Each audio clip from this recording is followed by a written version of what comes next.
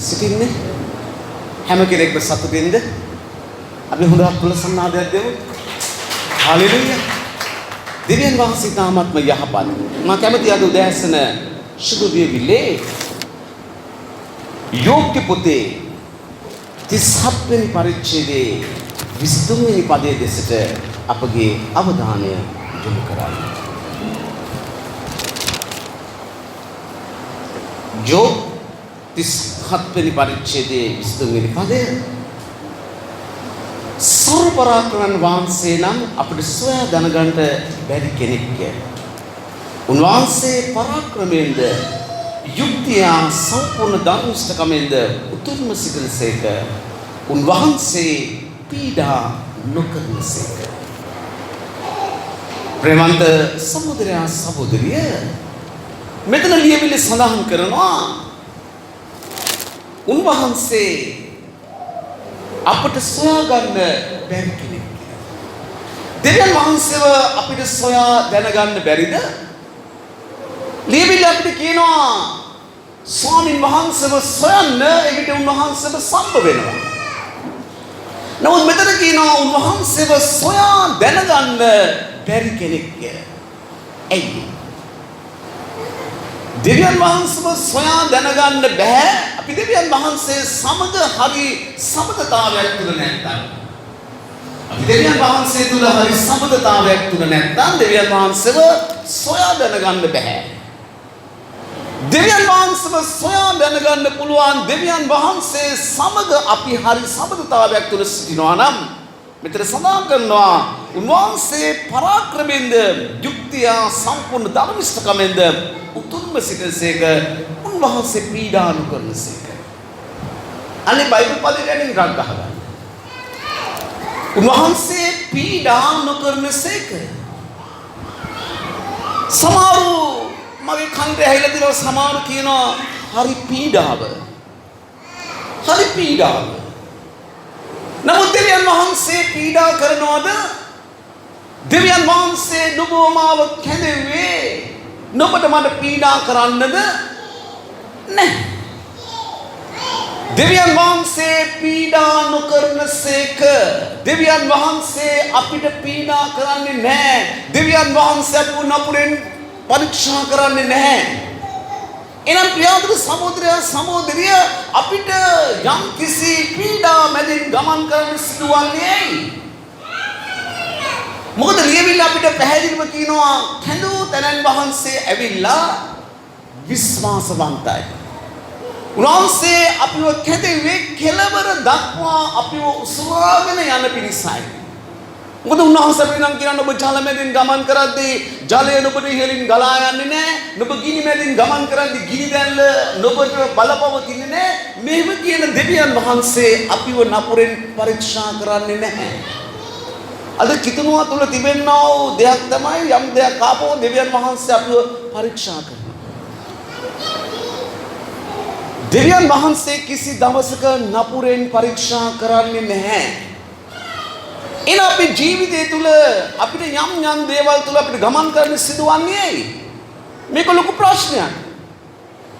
මම අහලා තියෙනවා සමහරු කියනවා දෙවියන් වහන්සේ වෙතට ආවම කරදර වැඩි.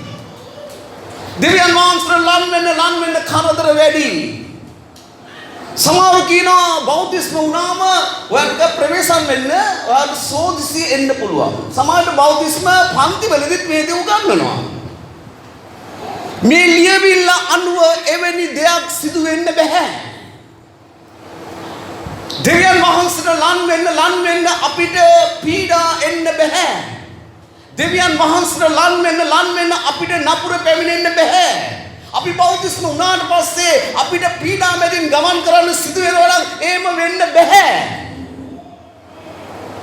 එවැනි දෙවි කෙනෙක් නෙමෙයි අපිට සිටින්නේ. අපිව කැඳවලා නපුරෙන් අපිව පරීක්ෂා කරලා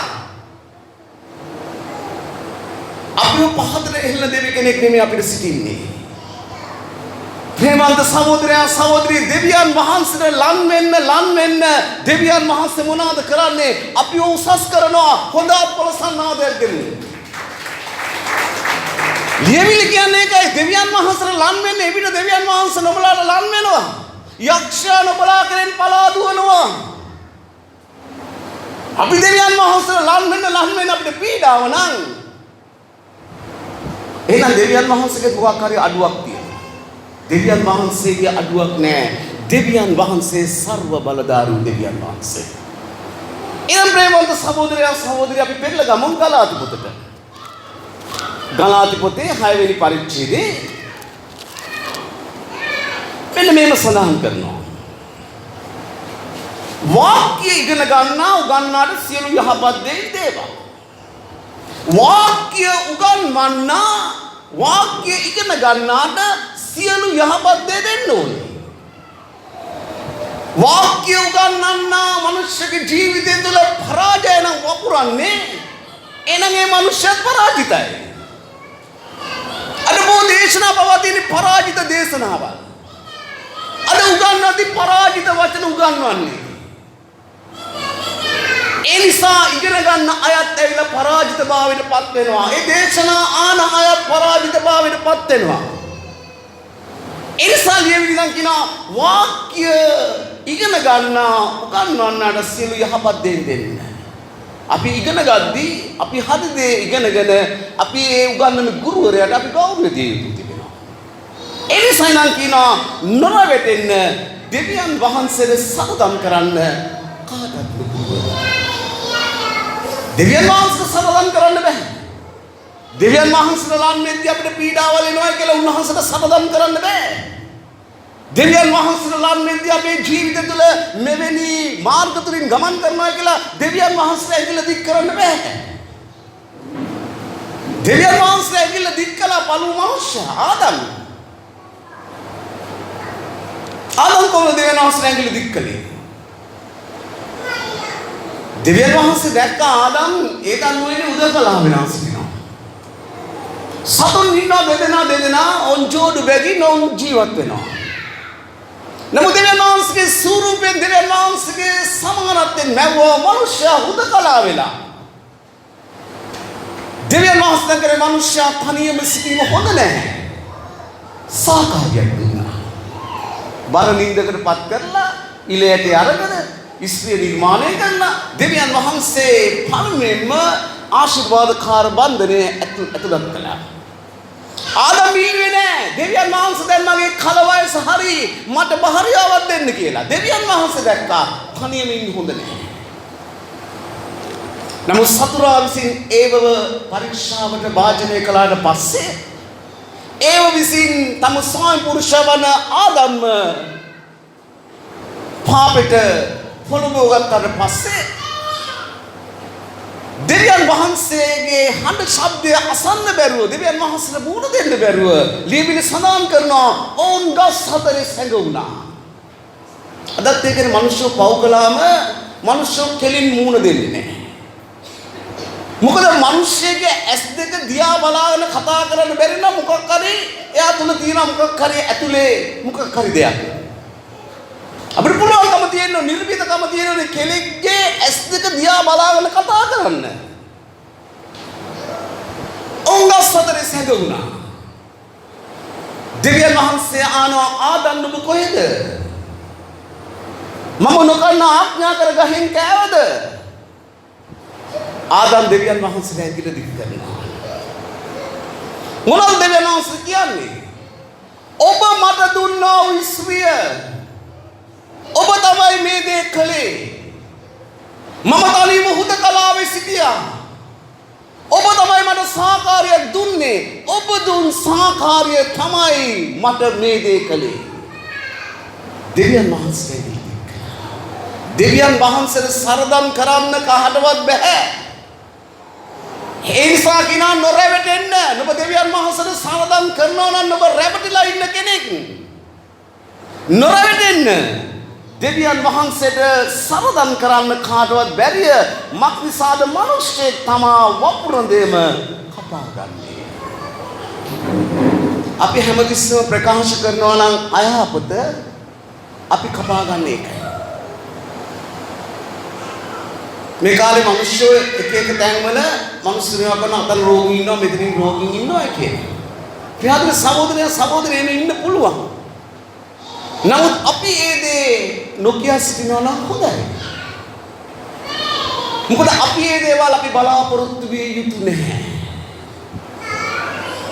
ප්‍රේමවත් සහෝදරයා සහෝදරිය, ඒ නිසා ලියවිලි සඳහන් කරනවා අපි වපුරන දේ තමයි අපි කපා ගන්න. අපි හැම මොහොතකම අපි සිතනවා නම් අපිට ප්‍රශ්න, අපිට කරදර, අපිට ගැටලු, අපේ ජීවිතේ කරදරයක්, අපේ ජීවිත මේ ආකාරයි කියලා කියනවා අපි ලබා ගන්න ඒ දෙමයි. අපි ප්‍රකාශ කරනවා නම් නෑ ස්වාමින් වහන්සේ තුල මා බලවත් කරන්නා වූ සමිදානන් තුල මට සියලු දේ කරන්න පුළුවන්, මට විපතක් වන්නේ නෑ, මට නපුරක් වෙන්නේ නැහැ කියලා අපි ප්‍රකාශ කරනවා. අපි ඒ දේ ලබා ගන්නෙ.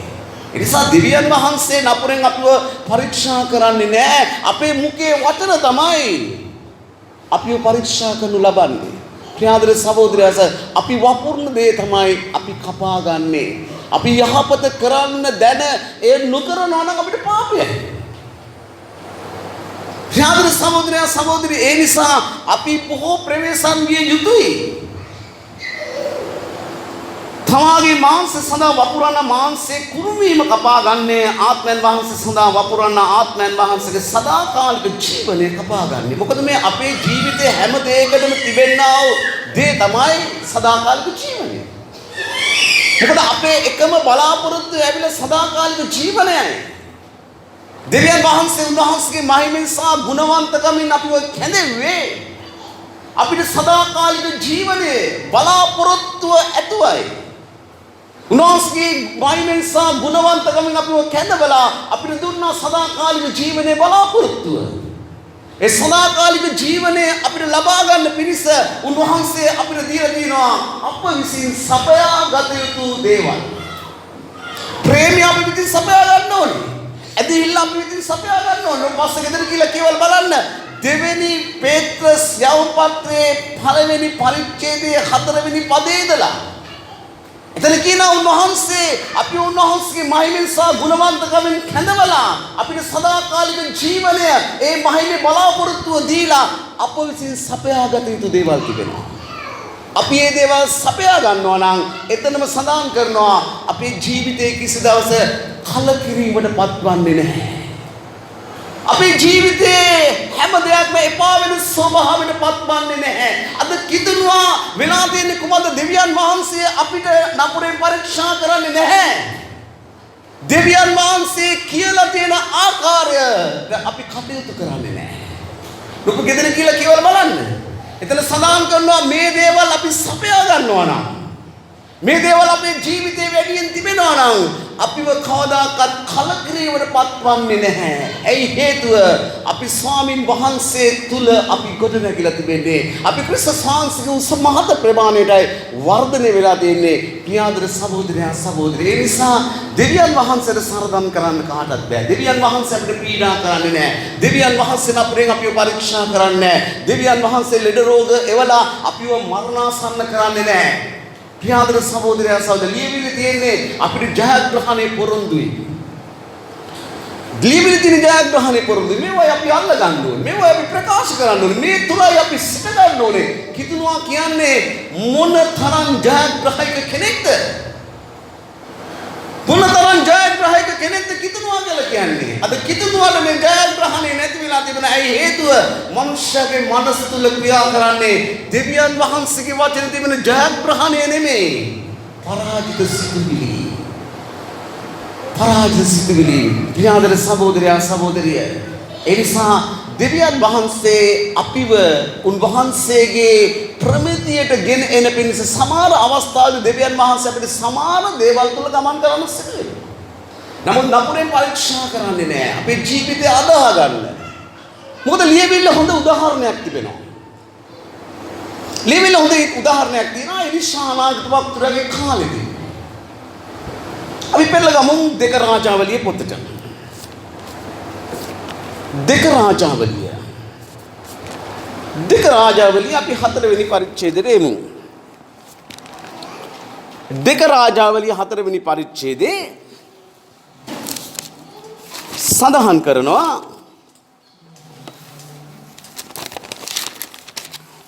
මෙන්න මෙහෙම.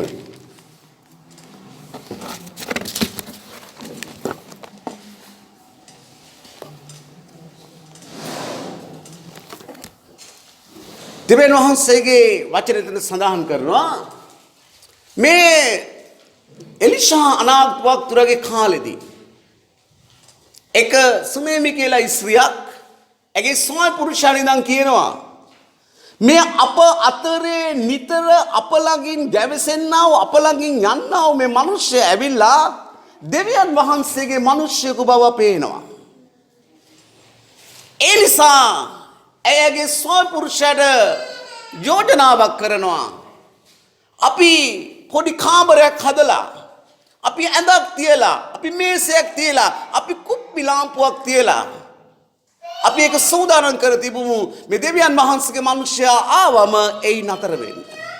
මොකද ආශිර්වාදය ඔවුන්ගේ ගෙවල් ඉස්සරහින් යනවා. දැන් ඕමනා වෙලා තියෙනවා මොකද්ද? ඒ ආශිර්වාදය ඔවුන්ගේ නිවසට ගෙන්න ගන්න.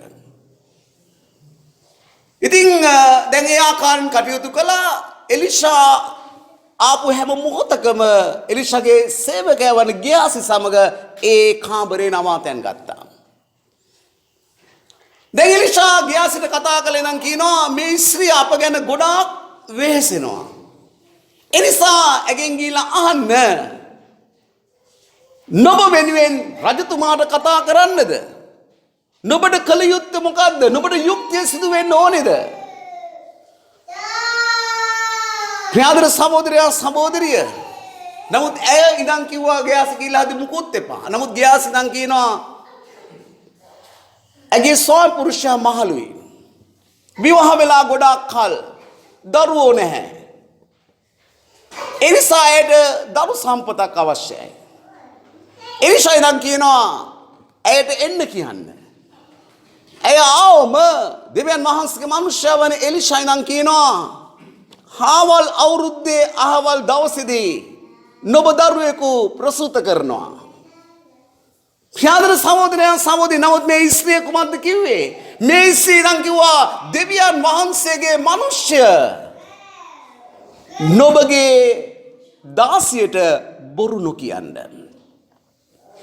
මේ දෙවියන් වහන්සේගේ මිනිසයා කිව්වා වචනය ඇයි නම් කියනවා ඔබගේ දාසියට බොරු නොකරන්න.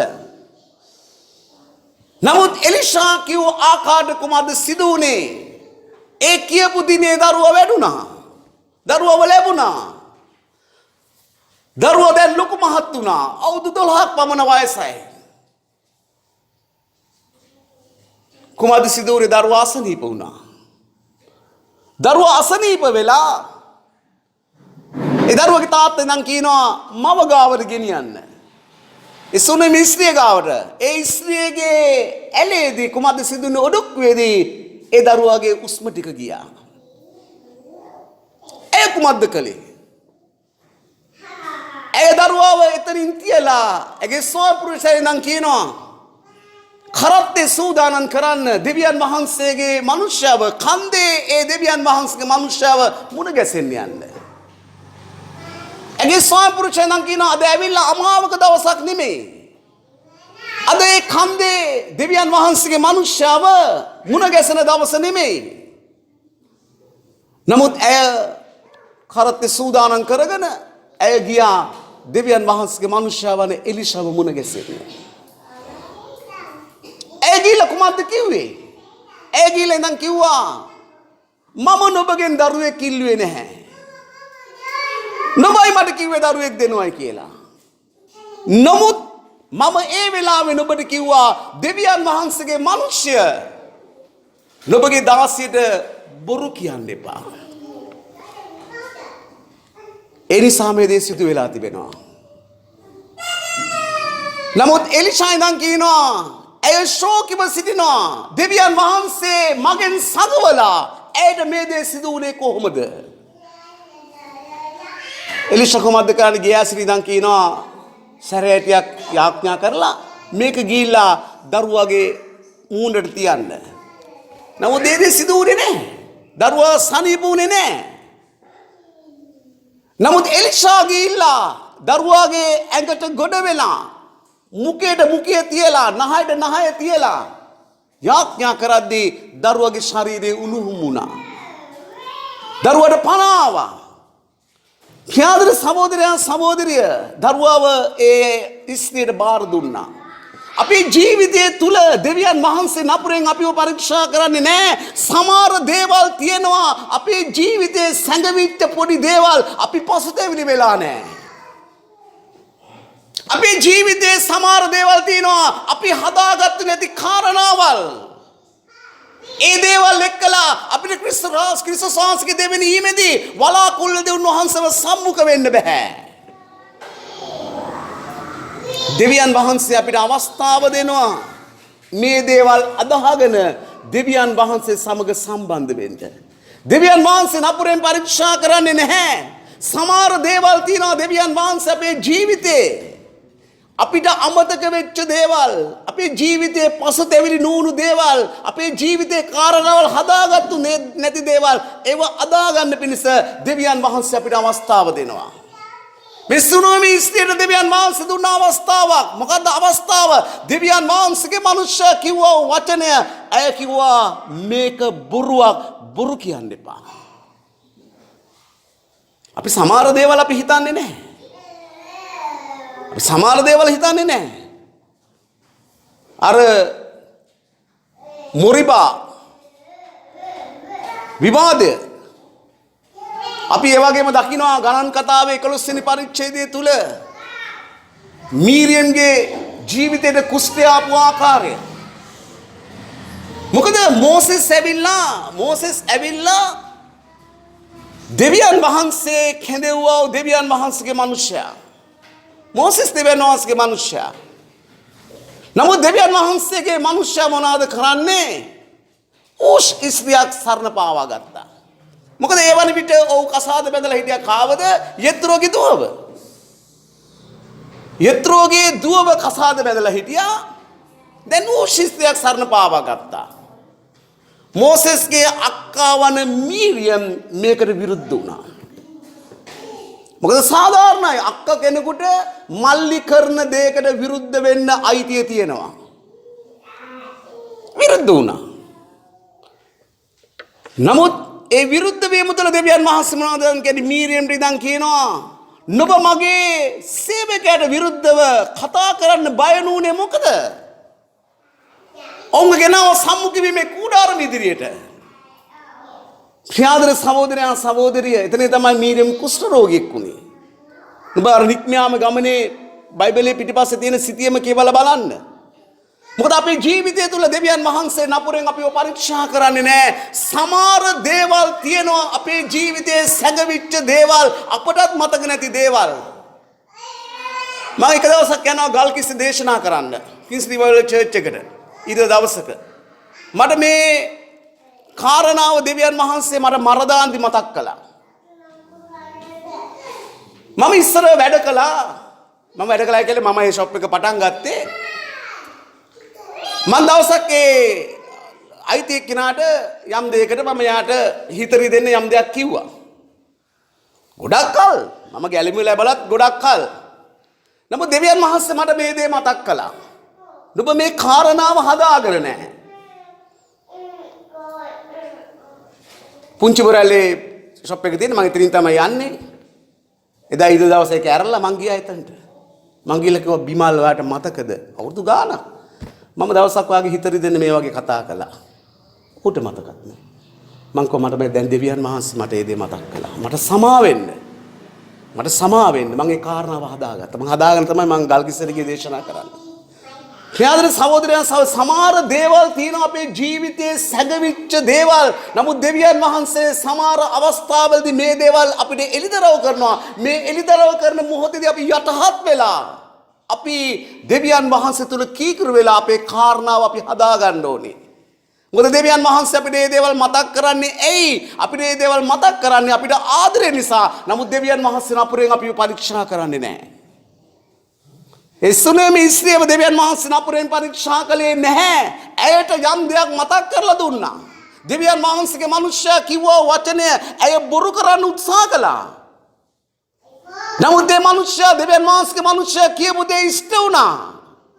නමුත් දෙවියන් වහන්සේ ඇගේ ඒ සිදු වුණා වූ ඒ වරද හදාගන්න ඇයට අවස්ථාවක් දුන්නා. ඒ දරුවාගේ ජීවිතය නැතිවීමෙන්. නමුත් දෙවියන් වහන්සේ කාරණාව හදාගත්තට පස්සේ මොකද්ද කළේ? දෙවියන් වහන්සේ නැවතේ දරුවව ඇයට දුන්නා. හොඳත් පොළසන්නාදයක් දෙමුන්. ප්‍රියාදර සහෝදරයා සහෝදරි, දෙවියන් වහන්සේ අපිට ආදරේ. දෙවියන් වහන්සේ අපිට ආදරේ.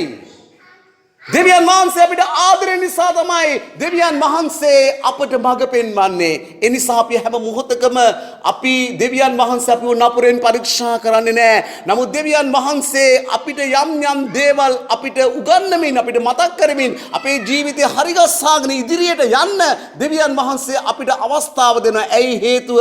ක්‍රිස්තුස් වහන්සේගේ දෙවෙනි ඊමේදී අපි උන්වහන්සේව වළාකුළුවේදී අපි උන්වහන්සේව සම්මුඛ වෙන්න ඕනේ. මොකද සභාව මේ පීඩා කාලයට අයිති විය නොවිය යුතුයි. ප්‍රියාදර සහෝදරයා සහෝදරිය, සභාව පීඩා මැදින් යන්නේ නැහැ. මොකද මේ උන්වහන්සේගේ උසවා ගැනීම ගැන තුන් ආකාරයෙන් තිබෙනවා මත. එකක් ඇවිල්ලා පීඩා කාලයට ප්‍රථමයෙන් සභාව උසව ගන්න. ඒක තමයි අපි විශ්වාස කරන දේ. අපි විශ්වාස කරන දේ පීඩා කාලයට ප්‍රථමයෙන් සභාව උසව ගන්නවා. සමහර මතයක් තියෙනවා පීඩා කාලයේ මැදදී සභාව උසව ගනු ලබනවා. තව මතයක් තිබෙනවා මුළු පීඩා කාලයේම සභාව ගමන් කරලා මුළු පීඩා කාලෙන් පස්සේ තමයි සභාව උසව ගන්නේ. නමුත් අපි පීඩා කාලයට අපි අයිති නැහැ. අපි පීඩා කාලයට ප්‍රථමයෙන් අවුරුදු 7 පීඩා කාලයට ප්‍රථමයෙන් අපි සභාව උසව ගන්නවා. අපි ඒකට අයිති වෙන්න ඕනේ. ඒකට අයිති වෙන්න තමයි දෙවියන් වහන්සේ අපිට අවස්ථාවල් දෙන්නේ.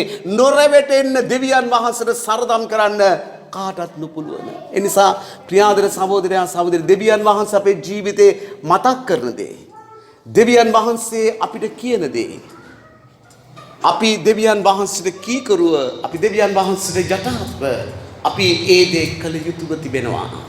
ඒකයි දෙවියන් වහන්සේ අපෙන් බලාපොරොත්තු වෙන්නේ. ඒකයි යහපත කරන්න දැන අපි නොකරනවා නම් ඒක පාපයයි. අද මිනිස්සු යහපත කරන්න දැන ඒක නොකරනවා. ඒක නොකිරීම තුළින් කොහොමද සිදු වෙන්නේ? සමහර වෙලාවට තව ජීවිත හානි වෙනවා. තව ජීවිත හානි වෙනවා. අපි කියමුකෝ අපි ළඟට යම් කිසි කෙනෙක් බොහොම අමාරුවෙන් යම් කිසි මුදල් උපකාරයක් කියලා කියමු අපි මෙතන එනවා. අපි ළඟ තියෙනවා. අපි දන්නවා මේ වෙලාවේ මේ යහපත කළ යුතුයි කියලා. අපි නොකරනවා. සමහර විට මේ මිනිස්සයා ගිහිල්ලා මුදල් හොයාගන්න බැරුව ලොකු හොරකමකට පැටලෙන්න පුළුවන්. ඒ මිනිස්සයා සිරගත වෙන්න පුළුවන්. මෙන්න අපිට පාපය. යහපත කරන්න දැන ඒ නොකරන පාපය හැම දෙයකදීම අපේ පෞල් ජීවිතේ වෙන්න පුළුවන්. අපේ දිනදා දෛනික ජීවිතේ වෙන්න පුළුවන්. අපේ රැකියාව වෙන්න පුළුවන්. අපි යහපත කරන්න දැන ඒ නොකරනවා නම් අපිට පාපයයි. ඒ නිසා ප්‍රියාදර සහෝදරයා සහෝදරි, දෙවියන් වහන්සේට සරදම් කරන්න කාටවත් බෑ.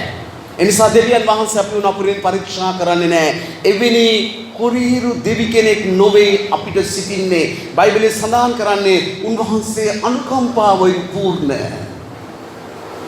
මනුෂ්‍ය දූවිලි බව සීකරන ධර්මිෂ්ඨ දෙවි කෙනෙක් අපිට සිටින්නේ. ඒ දෙවියන් වහන්සේගේ දරුවෝ අපි. ඒ දෙවියන් වහන්සේ සියලු ස්වර්ගික සැප සම්පත් අතහැරලා උන්වහන්සේ මනුකායක් අරගෙන මේ පොළොවට ඇවිල්ලා උන්වහන්සේ නින්දා විඳලා, අපහාස විඳලා, කසපාරවල් විඳලා, ඇනතුණගෙන් කුරුසේ මත එල්ලෙන්න සිදු වෙලා මේ දේවල් කළේ ආයි අපිට පීඩා කරන්නද? ආයි අපිට වද දෙන්නද? නෑ. ඒ සියල්ල උන්වහන්සේ දරාගත්තේ. යෙසායා 53 ඉඳන් කියනවා උන්වහන්සේ කුරුසේ පූජාව ගැන. ඒ කුරුසේ සිට උන්වහන්සේ දැක්කා උන්වහන්සේ වෙතට එන්නව ඒ ධර්මිෂ්ඨ සෙනග. උන්වහන්සේ ඒ දෙක සතුටුුණයි කියලා යෙසායා 53 වෙනි පරිච්ඡේදයේ සඳහන් කරලා තිබෙනවා. යේසුස් වහන්සේ කුරුසියේ දැක්කා උන්වහන්සේ වෙතට එන සෙනග නොබෝමාව දැක්කා. ඒ දේ දැක උන්වහන්සේ සතුටු වුණා. ප්‍රියාදර සහෝදරයා සහෝදරි, අපිව සතුටු කරන්න අපිව කැඳෙව්වා දෙවියන් වහන්සේ අපිව නපුරෙන් පරීක්ෂා කරන්නේ නැහැ. කිසි දවසක නපුරෙන් පරීක්ෂා කරන්නේ නැහැ. එහෙනම් අපි වපුරුන දේ තමයි අපි කපා ගන්නෙ. අපි යහපත වැපරුවොත් අපි යහපත කපා ගන්න. මේ දේ වචනය හැම මොහොතකම යහපත වපුරන්නේ. දෙවියන් වහන්සේ අපිට කියනවා නම්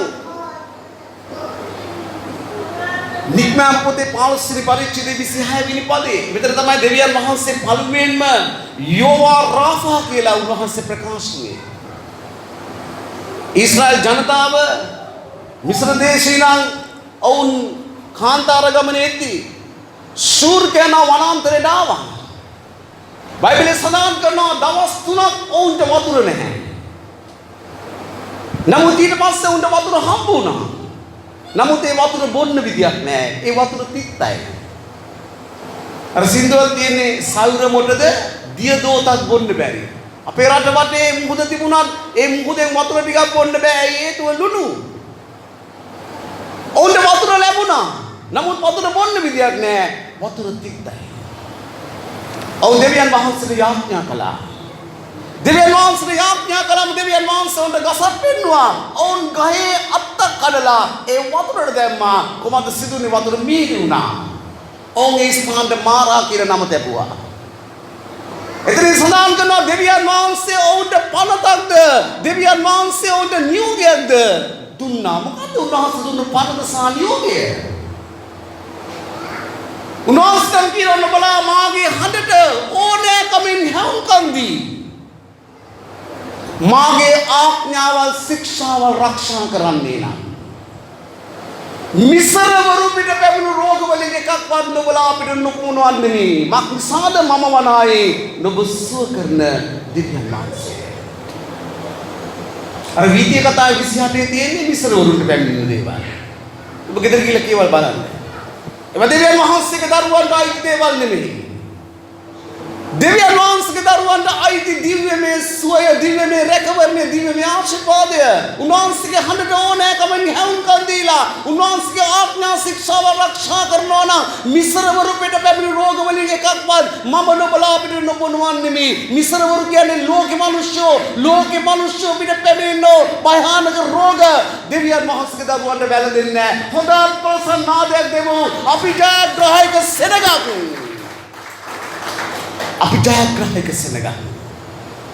උන්වහන්සේ කියනවා මම වනායේ නුඹ සුව කරන දිව්‍යන් වහන්සේ. මෙතන තමයි උන්වහන්සේ පළමුවෙන්ම යෝවා රාෆා සුවදායකයව කියලා උන්වහන්සේ ප්‍රකාශ කළේ. ඒ නිසා ප්‍රියාදර සහෝදරයා සහෝදරිය අපි දෙවියන් වහන්සේගේ හඬට ඕනෑකමින් අපි අහුම්කම් දෙන්න ඕනේ. දෙවියන් වහන්සේ නපුරෙන් අපිව පරීක්ෂා කරන්නේ නැහැ. මේ උතුම් උදෑසන දෙවියන් වහන්සේ සියල්ලන්ට ආශිර්වාද කරන සේක්වා අපි නැගිටිමු. මේ දෙවියන් වහන්සේගේ වචන තදින් අල්ලගන්න. මෙව දෙවියන් වහන්සේ දීලා තියෙන නුඹටයි මටයි. නුඹවයි මාවයි ජීවත් කරවන්නයි. හොඳ අත්වල සන්නාදයක් දෙමු. නුඹවයි මාවයි ජීවත් කරවන්නයි. මේ පොළවේ ජීවිතේ විඳවන්න නැතුව මුක්ති විඳින්නයි දෙවියන් වහන්සේ මේ වචන දෙන්නේ. ජීවිතේ විඳවන්න එපා. ජීවිතේ මුක්ති විඳින්න. උන්වහන්සේ මනුකයක් ගෙන මේ පොළවට ආවා. එකක් ඇවිල්ලා අපිට සදාකාලික ජීවනය දෙන්න. ආදම් සහ ඒවගෙන් සට කපින ලෙස යක්ෂයා පැහැරගත්තා වූ ඒ උරුමය, ඒ සදාකාලික ජීවනය, ඒ සියල්ල නැවත දෙන්න. ජේසුස් වහන්සේ කියනවා මම ආවේ ජීවනය දෙන්නත් ඒ අධික ලෙස දෙන්නත්. එකක් මේ පොළවේ ජීවිතය. ජීවිතය දෙන්නත් ඒක අධික ලෙස දෙන්නත් මේ පොළවේ ජීවිතය අපි අධික ලෙස භුක්ති විඳින්න ඕනේ ප්‍රියාදර සහෝදරයා සහෝදරිය. මේ පොළවේ දුක් වෙලා අඬලා වැළපිලා දෙවියන් වහන්සේ වෙතට ඇවිල්ලා පරාජිත වෙලා අපි ස්වර්ගයට ගිහිල්ලා අපි මොනවද කරන්නද? දෙවියන් වහන්සේ අපිව ස්වර්ගයේ ප්‍රීතිය දෙන්න ප්‍රථමයෙන් උන්වහන්සේ අපිට පොළවේ ප්‍රීතිය දෙනවා. ඒකයි උන්වහන්සේ උගන්වපු ඒ ස්වාමින් වහන්සේගේ යාඥාව තුළ කියන්නේ ඔබගේ කැමැත්ත ස්වර්ගයෙන් පොළවේද සිදු කෙරේවා. ස්වර්ගයේ තිබෙන ප්‍රීතිය අපි දෙවියන් වහන්සේ මෙතන ආවට පස්සේ ඒ ප්‍රීතිය මේ පොළවේ අපි අත්දකිනවා. ස්වර්ගයෙන් පොළවේද සිදු කරනු ලැබේවා. ස්වර්ගයේ අපි ස්වර්ගෙට ගිහිල්ලා ලබන ප්‍රීතිය ජයග්‍රහණය මේ පොළවේ අපි ලබනවා. හොඳ අත්වල සන්නාදයක් දෙමු. ප්‍රියාදර සහෝදරයා සහෝදරිය මේ වචනේ මත හිට ගන්න. මේ වචනේ අල්ල ගන්න. මේක අපේ ජයග්‍රහණයයි. පරාජිත මනසක් තියාගන්න එපා. පරාජිත සිතුවිලි තියාගන්න එපා. අනේ මේ හැම දෙයක්ම වෙන දේවල් දේව කැමැත්තනේ මොනවා කරන්නද කියලා එහෙම සිතන්න එපා. අපිට එහෙම පරාජයක් නැහැ. අපි ජයග්‍රාහකයි. ස්වාමීනි ඔබගේ වචන ගැන ස්තුතියි. ඔබගේ වචන ගැන ස්තුතියි. ඔබ කිව්වේ ඔබගේ කැමැත්ත ස්වර්ගෙන් පොළොවේද සිදු කෙරේවා. ස්වර්ගයේ ඔබගේ කැමැත්ත අපි ප්‍රීතියෙන් ඔබගේ ප්‍රේමය අත්දැකීමෙන් ජීවත් වීමයි. ඒ කැමැත්ත පොළොවේ සිදු කරන්නයි ඔබගේ අභිප්‍රාය. එනම් ස්වාමීනි අපි ඔබ වෙතට ආවට පස්සේ අපි අත්දැකීම් ලබනවා. ඒක නේද ඔබ වහන්සේගෙන් පරිසිවරු ඇතුවා. ඔබ වහන්සේගේ රාජ්‍යය කවදද එන්නේ? ඔබ වහන්සේ කිව්වා ඒක පෙරහැර සහිතව එන්නේ නැහැ. ඒක අතනේ මෙතනයි කියන්නේ නැහැ. ඒ රාජ්‍ය නුඹලා තුලයි. ඒ රාජ්‍ය අප තුලට ආවා. අපි ක්‍රිස්තුස් වහන්සේව අපේ ජීවිතේ පෞද්ගලික ගැලුම්කාර වශයෙන් පිළිගෙන අපි උන්වහන්සේට අපේ ජීවිතයේ ස්වාමිත්වයේ බාර දුන්නු දවසේ ඒ රාජ්‍ය අප තුලට ආවා. එනම් ස්වර්ගයේ තිබෙන ප්‍රීතිය, ස්වර්ගයේ තිබෙන කැමැත්ත අද ඔබ මගේ ජීවිතය තුල තිබෙනවා. ප්‍රියාදර සහෝදරයා සහෝදරිය, ඒ රාජ්‍ය අප තුලට ඇවිල්ලා තිනවා. ගෙදර ගිහිල්ලා කේවල් බලන්න. ලුක්තුමාගේ සුභාරංචියේ 17 වෙනි පරිච්ඡේද 21 වෙනි පදයේ ගැන සඳහන් කරලා තිබෙනවා. ස්වාමීන් වහන්සේගේ රාජ්‍ය අප තුලයි. එනම් ස්වර්ගයේ කැමැත්ත අපේ ජීවිත තුල සිදු වෙනවා. ස්වාමීනි ඔබගේ වචන ගැන ස්තුතියි. වචනේ හැම කෙනෙක්ම සිත් තුල පළදරලා ඒ වචනය අනුව ජීවත් වෙන්න ගමන් කරන්න කරුණාව දෙන්න. මේ වචන උදුර ගන්න යක්ෂයාට ඉඩ දෙන්න එපා ස්වාමිනී. මේ ජයග්‍රහණය උදුරගෙන ඔබගේ දරුවන්ව කොල්ලයක් කරගන්න දෙන්න එපා. එදා වහන්සේගෙන් පේත්‍රස්ව ඉල්ලුවා සාතන් ගෝධුම බීජයෙන් පොළන්න. නමුත් ස්වාමීනි ඔහුගේ ඇදහිල්ල නැති නොවන පිණිස ඔබ වහන්සේ උදෙසා යාඥා කළා. ඔබ වහන්සේ පේත්‍රස්ට කිව්වා නුඹ ශක්තිමත් වුණාම නුඹගේ දරුවන්ව ශක්තිමත් ඔබේ අන්නව ශක්තිමත් කරන්න කියලා. ස්වාමීනි අදත් සතුරා උත්සාහ කරන ගෝධුම බීජයෙන් පොළන්න. ස්වාමීනි ඔබ වහන්සේගේ මේ වචන මනස තුල සිතුවිලි තුල ස්වාමීනි තමාගෙන මේ ජයග්‍රහණය අපි ප්‍රකාශ කරනවා නම් යක්ෂයාට මොනම ආකාරකින්වත් අපිව ගෝධුම බීජයෙන් පොළලා අපිව විනාශ කරන්න බෑ. වන්ද ස්වාමීනි ඔබගේ ජයග්‍රහණය තුල අපි සිටින්නේ. ඒ නිසා මේ වචනය ස්වාමීන් වහන්සේ මේ ජයග්‍රහණය ප්‍රකාශ කරමින් ඒ දේ භුක්ති විඳිමින් මේ පොළොවේ ජීවිතේ භුක්ති විඳ සියලු දේව ආශිර්වාද ලැබ මේ ජීවිතෙන් පස්සේ ඔබ වහන්සේ සමග සදාකාලික ජීවත් වන පිණිස අද උදෑසන වචනේ කර්ම කොටගෙන ආශිර්වාද කරන්න. ජේසුස් ක්‍රිස්තුස් වහන්සේගේ නාමයෙන් හොඳ අත්පොළ සන්නාදයක් දෙන්න. හාලෙලූයා. හාලෙලූයා. හොඳයි. සම්මාදන් පිටපඳුරු එකතු කරන්න. පරාජය වෙන්න එපා. මොනම දෙයක වචනකින්වත් පරාජය වෙන්න එපා. හාලෙලූයා. අනේ මොනා කරන්නද දැන් අපි මේමන කියලා කියන්න එපා. උන්වහන්සේ කියනවා නුඹගේ යෞවනකම රාජාලියන් මේ නලුත් කරනවා. හොඳ අත්පොළ සන්නාදයක් දෙමු. ස්වාමින් වහන්සේ දෙස බලා සිටින්නෝ තමාගේ සවිය අලුත් කරගන්න ඔය. ඕන් රාජාලියන් මේ පියමන්න ඔය. නමුත් කලාන්ත නොවන්නේය. හාලෙලූයා. ස්තුතියි.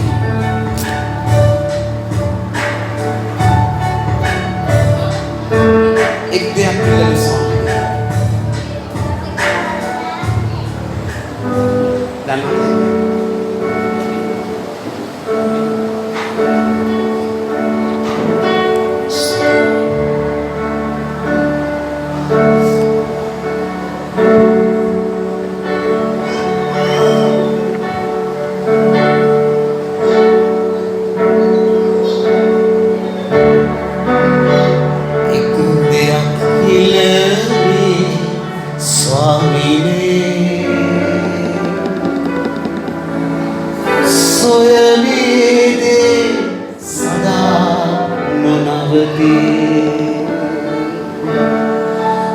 ඔබගේ විමනේ රැඳී ප්‍රීතියෙන් ගී ගයා වසසවේ නමදිවි විපත් දවසේදී රැක බලා ගතේ මාව කැඩුවේ මන්දිරය සෙවනේ විපත් දවසේදී රැක බලා ගතේ මාව කැඩුවේ මන්දිරය සෙවනේ එක් දෙයක් ඉල්ලමි ස්වාමිනේ සොයනීදේ සදා නොනවතියි ඔබගේ විමනේ රැඳී ප්‍රීතියෙන් ගී ගයා වසසනේ නමදිවි අවද සතුරාගේ පීඩාව අතරේ මාව තැබුවේ පර්වතය මුදුනේ අවද සතුරාගේ පීඩාව අතරේ මාව තැබුවේ පර්වතය මුදුනේ ඉල්ලමි ස්වාමිනේ සොයනීදේ සදා නොනවතියි ඔබගේ විමනේ රැඳී ප්‍රීතියෙන් ගී ගයා වසසනේ නමදිවි Pastor Walden. Hallelujah. සදාකාලික දෙවියනේ. ඔබට ස්තුතියි ලෝක ආදරවන්ත සදාකාලික ඥානයි. City of the city now, the sitting now.